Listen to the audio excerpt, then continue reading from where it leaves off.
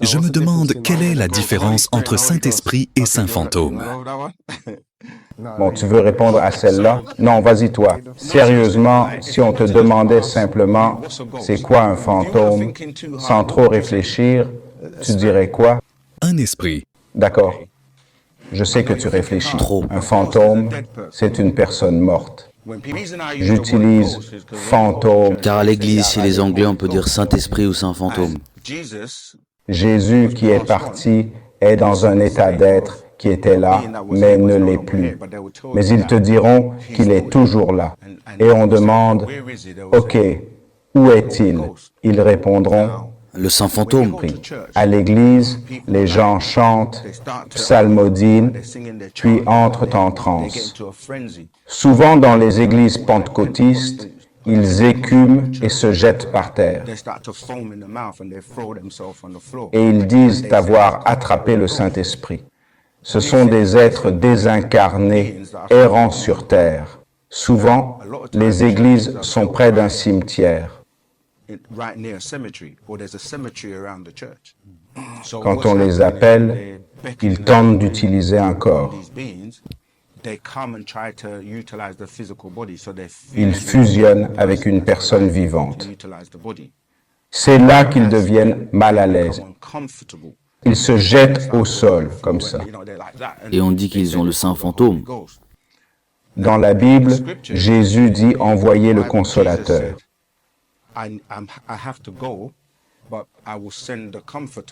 Oui. Le consolateur est appelé le Saint-Esprit. Le consolateur viendra. C'est là que Mahomet entre en jeu. Mahomet dit que l'ange Gabriel lui est apparu. Gabriel, un esprit saint, ne l'a pas mis mal à l'aise.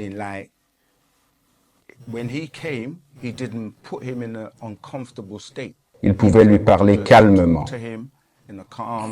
C'est pareil dans la Bible, les Écritures, le Coran. Gabriel vient toujours avec amour, paix et sérénité.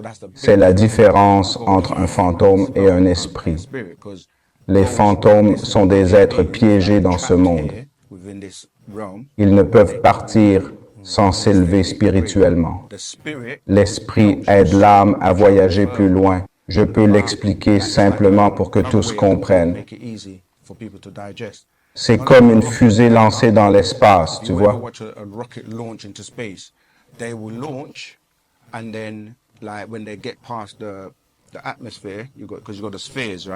Passer l'atmosphère, elle largue ses propulseurs.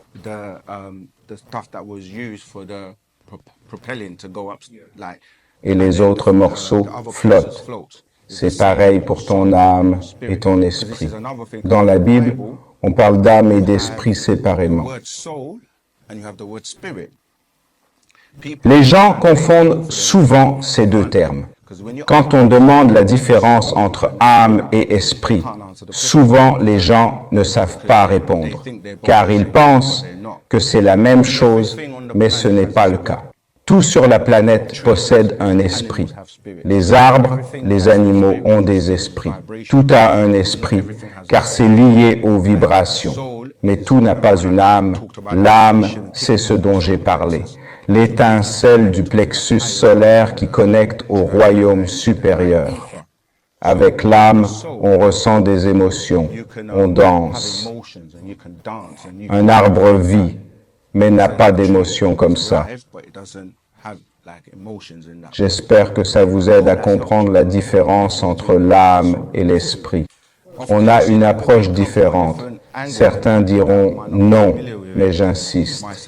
Apportez des faits et des preuves.